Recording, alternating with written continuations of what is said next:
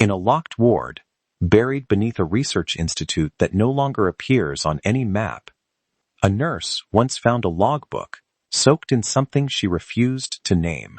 The final entry, written in trembling ink, read only, "Subject is no longer responding. Continue." That single line survived a fire that consumed almost everything else in the building. For decades, historians dismissed it as legend, a ghost story scientists whispered to frighten their students. It was not a legend. Behind that door, one of the most celebrated minds of his generation crossed a line so absolute that even his closest colleagues stopped speaking his name aloud. He was not a monster in the way you picture monsters. He wore a white coat. He signed his letters, "In service of progress." And somewhere between his first breakthrough and his final unforgivable act, he stopped seeing the people in front of him as people at all. What turns a brilliant mind into something unrecognizable? What does it take for a man devoted to saving lives to end up destroying them, one careful record at a time? Tonight, we open the file no one was ever supposed to find, and we ask the question that still haunts every laboratory on Earth. How far is too far, when the whole world is watching you promise progress? To understand how it began, you have to understand the world that made it possible. It was an era obsessed with progress, a century racing toward cures, machines, and miracles, where ambition was rewarded and questions were quietly discouraged. Into that world stepped a young researcher with extraordinary promise. Brilliant, restless, convinced that history remembered only the men who refused to stop. His early work was celebrated. Papers praised him as a visionary. Funding poured into his laboratory faster than his colleagues could track it. And with that funding came something far more dangerous than money. Freedom. Freedom from oversight. Freedom from committees. Freedom from anyone brave enough to ask what, exactly, was happening behind his locked door. At first, the research was legitimate, cautious, documented, defensible. But those close to him noticed a shift. He grew impatient with consent forms, impatient with delays, impatient with the slow, careful ethics that separated science from cruelty.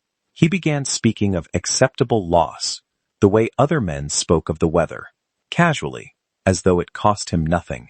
His notebooks, recovered decades later, show the exact month his language changed. Before that entry, his subjects had names. After it, they had only numbers.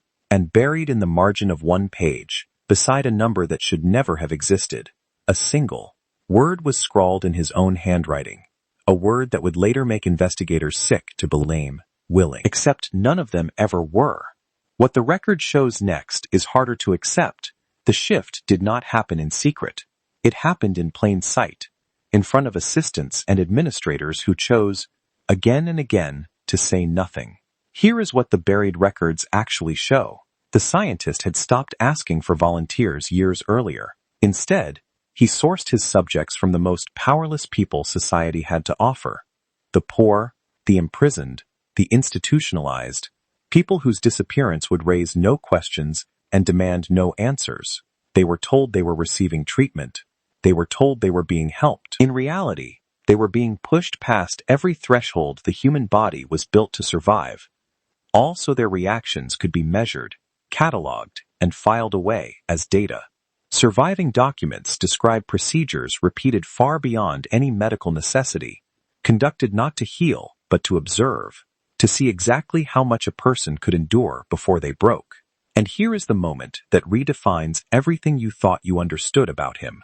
Investigators later discovered that he did not see this as a betrayal of his principles. He saw it as their fulfillment. In one surviving letter, he wrote that suffering, properly recorded, was not a tragedy. It was raw material, a resource to be harvested for the advancement of everyone else. He believed, with total sincerity, that history would forgive the method the moment it saw the result. Colleagues who raised concerns were reassigned, discredited, or simply removed from the project entirely.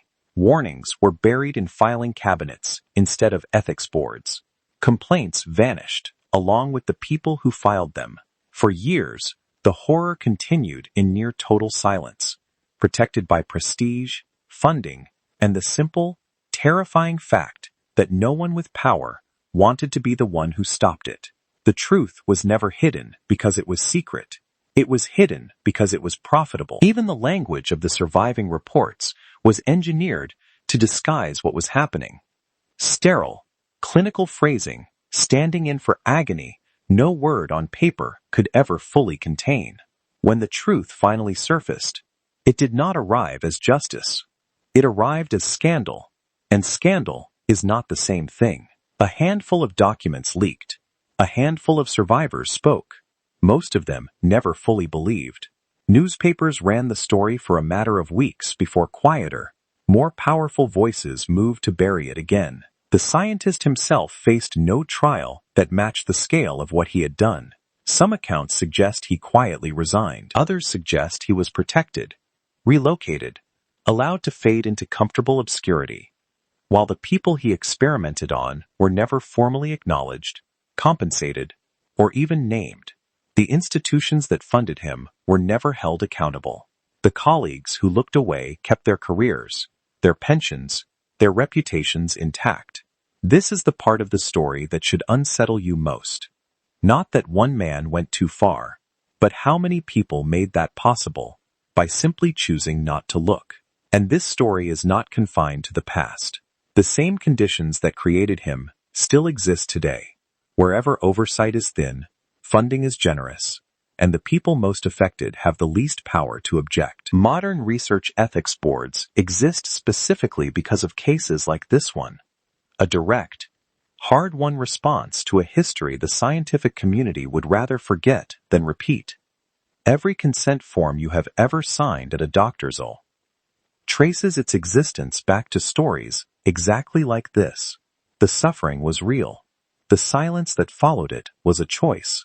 And the question of who gets protected and who gets sacrificed in the name of progress has never fully gone away. Somewhere in an archive, unread files still carry names history chose to forget, names that deserve, at minimum, to finally be spoken aloud. Every generation believes it would have stopped him. Every generation is wrong. Ambition without conscience does not announce itself with a monstrous face.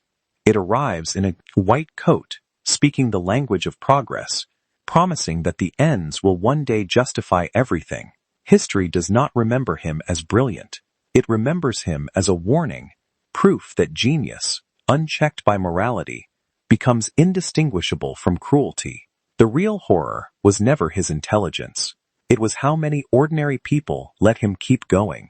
So ask yourself honestly what you would have done in that building, on that floor, hearing what they heard, and whether silence has ever felt safer to you than speaking up. Tell me your answer in the comments below. I read every one because the line between progress and cruelty is thinner than any of us want to believe, and it is guarded only by people willing to speak when it would be easier to stay silent.